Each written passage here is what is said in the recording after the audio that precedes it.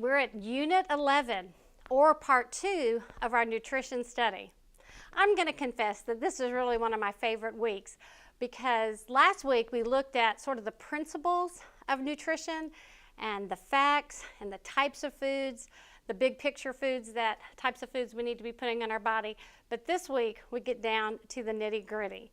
You're going to be looking at nutrition labels. I know some of you are sighing and going, where am I? High school science class? Well, if only we had paid attention in high school science class, right?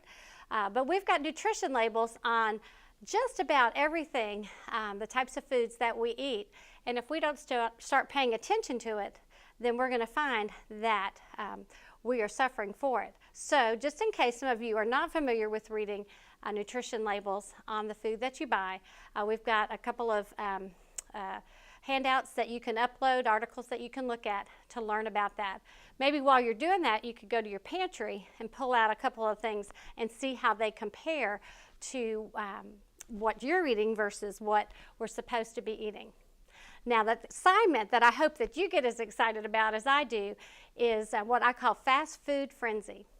And this is where I want you to go online or go to your favorite fast food restaurant, and I want you to look for the nutritional information of your favorite fast food restaurant and what you buy at that restaurant. I could give you examples. If you go to Wendy's and you get that double cheeseburger, well, how many calories, how many grams of fat, how much added sugar, on and on, how much saturated fat. Find out those things and put that in a chart for me.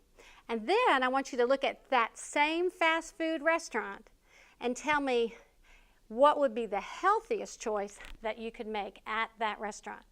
If you have any questions about it, please feel free to email me. I think you'll find it a very interesting exercise. And then I also have an article that I've uploaded from the Center for Science in Public Interest. The CSPI gained a lot of notoriety a few years back, when they began to tell us about the nutritional value of, say, things like movie theater popcorn, some of the desserts in our favorite restaurants. They actually have a regular publication that comes out where they tell us, well, this would be a better choice over something else that maybe we would love to have, but once we know the nutritional value, we steer clear of it.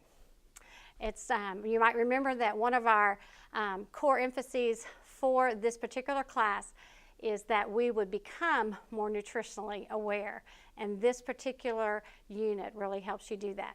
So again, happy eating.